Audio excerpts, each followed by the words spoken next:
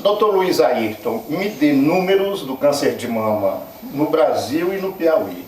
E me diga, entre os diferentes tipos de câncer, onde que a gente pode classificar o câncer de mama, quanto à letalidade, quanto à incidência, qual o câncer que ocasiona mais, que aparece mais? O câncer de mama ele é um desafio exatamente porque é uma doença que vem crescente, ele é crescente no mundo todo, ele é decorrente dos países, das regiões industrializadas, está ligada ao consumo de agrotóxicos, acidulantes, corantes, conservantes, irradiações, né, uma série de outros produtos plásticos, derivados do plástico, etc. Então nós temos aí, ele é multicausal, mas do ponto de vista químico, onde a população industrializada, ela termina tendo uma incidência maior do câncer de mama. Em termos de Brasil, espera-se para esse ano 60 mil casos, ainda com 14 mil mortes. É interessante observar isso porque o aumento do número de casos ele é presente no mundo inteiro, mas a mortalidade ela já vem caindo em alguns países desenvolvidos. Ela cai aqui no Brasil? Ela não cai. Nos países subdesenvolvidos, incluímos o Brasil, a mortalidade continua crescente, ela continua aumentando e esse é um desafio. O desafio da sociedade, o que é que nós ainda não conseguimos que essa mortalidade diminua. Mas é diferente o câncer numa mulher de classe superior, que tem acesso ao tratamento, que tem a oportunidade de fazer seus exames no período correto, de uma que esteja numa classe inferior. Aí nessa sua fala, o senhor fez assim, uma ligação entre câncer e sociedades bem industrializadas, tal. Nós estamos no Piauí, que é um estado, digamos assim, dos brasileiros mais rural, com algumas características, muitas características rurais. Eu pergunto, você consegue observar isso, os estudos médicos da incidência do câncer de mama, por exemplo, aqui em Teresina, no interior do estado, ou numa relação com São Paulo, por exemplo, que é mais industrializado? Veja que o câncer mais frequente nas mulheres seria o câncer de colo de útero, mas ele ganhou um adversário enorme. Hoje já tem vacina, hoje já tem orientações de cuidados, de higiene. Hoje você tem a própria camisinha da AIDS, fez com que diminuísse a incidência, porque passou a dar uma proteção às mulheres. Então, se houve um declínio do câncer de colo de útero, permitiu que o de mama ascendesse. Então, os últimos estados brasileiros ainda a ter câncer de colo de útero são exatamente aqueles que ficam na Amazônia, exatamente que ficam mais distantes dessa industrialização, dessa convivência com esses produtos. Mas em termos curiosos, por exemplo, em 1953 nós tivemos 4 casos de câncer de mama registrados no estado. Em 1991 aproximadamente 110 casos e esse ano são 630. Então mostra claramente que é uma doença crescente e por isso o Piauí já está na lista, digamos, das regiões que tem no câncer de mama o câncer mais frequente entre as mulheres. Prevenção e possível diagnóstico do câncer de mama. Que cuidados que a mulher deve ter para prevenir? E qual a melhor forma de fazer o diagnóstico? Basta apalpar ou com que periodicidade fazer os exames clínicos? O câncer, de uma maneira geral, ele é desafiador porque ele é uma doença presente no nosso organismo. Nós dois temos aqui vários cânceres, por exemplo. E a gente está falando de câncer de mama de mulher, mas é câncer de mama de homem também. Tem, o homem também tem. O homem tem tudo que a mulher tem na mama, ele só não consegue dar de mamar e eu não vou dizer como faz aqui nos seus programas, mas de qualquer maneira, o homem tem todas as doenças. Ele tem aumento do volume, ele tem dor, ele tem infecções, ele tem um câncer de mama também. Só que o câncer de mama na mulher, ele vai cometer a mulher entre os 45 e 55 anos, mais nesse período. E o homem não, ele já pega o câncer de mama numa fase mais tardia da vida, o homem é mais fácil de visualizar a alteração do que a mulher e é muito pouco frequente. Para você ter uma ideia, é preciso que tenhamos em média 200 casos de mulheres para aparecer um homem. Então nós temos no Piauí uma média de uns 3 casos por ano em homem, então é muito pequeno. Então as campanhas não são direcionadas para os homens, né? Quase não se fala deles, eles estão sem camisa, jogando futebol no meio da rua, qualquer alteração qualquer um vai ver. A mulher não, ela precisa ser palpada, fazer mamografia, para que a gente possa pegar a doença no começo. E o grande desafio do câncer de uma maneira geral é que ele, uma vez pego no começo, ele é mais fácil de ser tratado. Então, por exemplo, Um câncer de cérebro, a gente pode ter um câncer de cérebro, ele está crescendo na sua cabeça e você só vai tomar consciência disso quando ele der alguma repercussão no seu corpo. Já o câncer de mama não, você pode pegar ele no tamanho de 3 milímetros, é muito pequenininho. E você pega e a mulher ainda não pegou, ainda não sentiu, ele ainda não deu nenhum problema. Isso de 3 centímetros? 3 milímetros. 3 milímetros que o senhor está se referindo, isso é detectado por exames. Uma mamografia é a arma mais importante para pegar um tumor desse tamanho, porque ele não é sensível aos dedos. E agora a mamografia é o mais importante exame, mas ele não é perfeito também. Doutor Luiz Ayrton, o câncer de mama ele foi diagnosticado, ele é um fato. O que a mulher deve fazer? E o sistema de saúde que vai atendê-la? Como deve acolher essa mulher? O tratamento do câncer de mama ele se modificou nos últimos anos principalmente, e de uma forma positiva. Antigamente, nos anos 90, por exemplo, existiam as drogas e todas as mulheres tomavam aqueles mesmos remédios. E a gente via claramente que uma morria e outra não. Hoje não, há uma individualização. É como se trata um antibiótico para alguém que tem uma infecção. Então você pega aquele tumor, faz testes com eles de sensibilidade.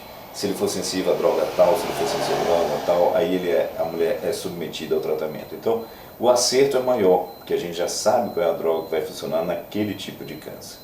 Claro que não é só o tipo de câncer, mas o tamanho dele, em que posição da mama ele está, outros fatores podem envolver, como por exemplo a história familiar. Então, alguns outros fatores se juntam, todos os fatores, para poder determinar qual a melhor forma de tratar.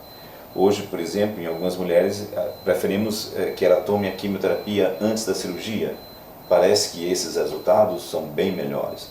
Então, no passado, já começava operando, não importa o tamanho do tumor, hoje não. Em alguns casos a gente começa. Então, tratar individualizado, inclusive, é uma das bandeiras de luta desse ano do movimento, certo? Porque o movimento Outubro Rosa, ele não é só uma corrida, uma caminhada como existe no mundo. Ele é um movimento político. Após isso, e já está marcado esse ano para o dia 9 de novembro, nós estamos em São Paulo, todas as ONGs brasileiras, nos reunimos e aí produzimos um lobby social junto ao deputado, tentando elaborar leis que possam realmente permitir acesso, permitir tratamento. E isso qual é a grande bandeira de 2019 em termos de que proposta será feita para a Câmara dos Deputados? Então, de lei.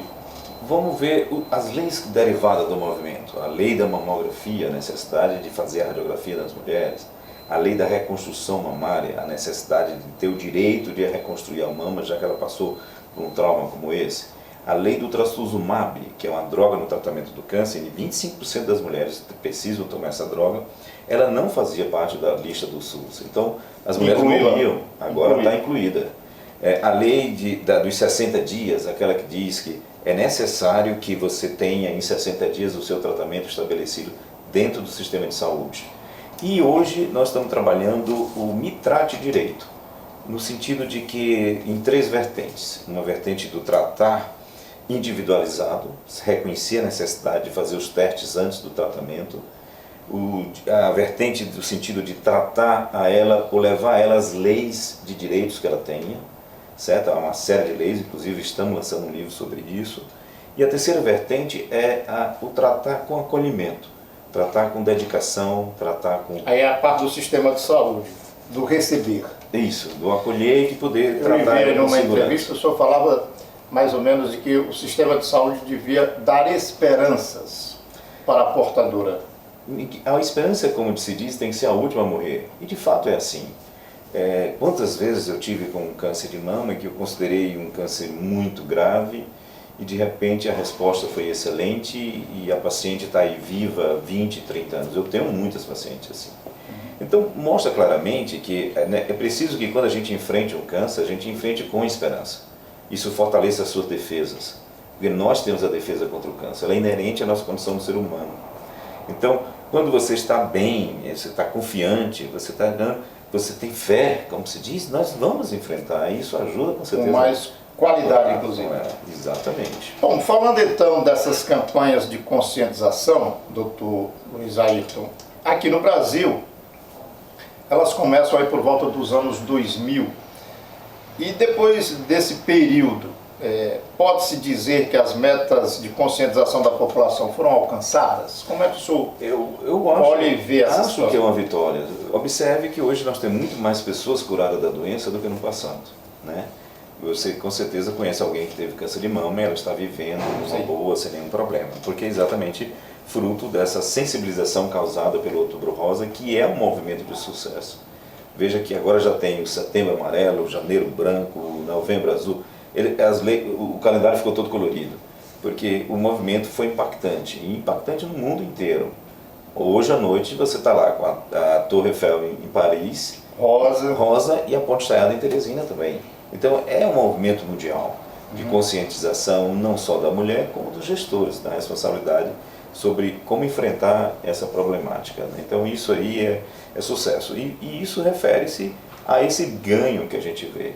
Mesmo que eu tenho dito sempre que nós vamos já conhecer pessoas que teve 2, 3 cânceres, porque se você é curado de um câncer e está vivendo mais tempo, automaticamente você continua se expondo para a possibilidade de um outro que existe, né? E nós vamos e já estamos vendo sim. Mas aí voltando para as campanhas aí, finalizando nossa conversa, domingo, amanhã no caso, tem a caminhada com saída ali da Ponte Estaiada. Detalhes aí dessa atividade de amanhã. É preciso que estejamos todos às 7 horas da manhã na Ponte Estaiada. Há um momento de acolhimento no local, há uma necessidade da gente se esquentar o exercício físico, e aí também é um momento que se distribui as senhas. Nós vamos oferecer 1.200 mamografias. Aquelas mulheres que já têm mais de ano que fizeram ou que ainda nunca fizeram o exame, têm a oportunidade de fazer o exame de boa qualidade. E de lá caminhamos em direção até o Teresina Shopping. No Teresina Shopping, algumas outras coisas acontecem, como por exemplo as tendas educativas, que são os cinemas, são ocupados por médicos que vão dar informações verdadeiras para as mulheres. É interessante observar que houve uma queda em 2% da cobertura mamográfica no país. Fica um questionamento: será que as mídias com informações erradas impactou sobre isso? Isso nós não queremos. Ainda acreditamos que a mamografia é um exame importante e deve ser feito. Então, essas informações são importantes para as mulheres. É uma caminhada muito bonita, é uma caminhada com um significado de esperança, de otimismo, há depoimentos das mulheres, os maridos que realmente foram presentes no tratamento da sua esposa ganham uma medalha de marido laço firme. Então a gente tenta mostrar esse lado positivo da história e isso faz o que fortalecer mais ainda. Então, reforço o convite. Então, só reafirmando aqui, amanhã, domingo, 7 horas da manhã, na Ponte Estaiada. Na Ponte Estaiada, estamos todos juntos. As pessoas que, porventura, não tiverem os R$30 para comprar o kit é vendido na Loja Rosa, no Teresina Shopping. Se não tiver, vão mesmo assim. Bota a camisa branca, uma rosa, uma pink, vai desse jeito. Não é nenhum motivo de exclusão. Mas aquelas que compram o kit, elas estão doando um dinheiro para a instituição, que ela vai pegar esse recurso e aplicar nos outros projetos. São 51 projetos esperando a colaboração das pessoas. Muito bem. Parabéns pelo trabalho e muito obrigado pela entrevista. Prazer enorme estar com você, a gente sabe da luta que você tem. Parabéns por esse programa, que com certeza é um sucesso. Tá bom, muito obrigado. Obrigado a todos.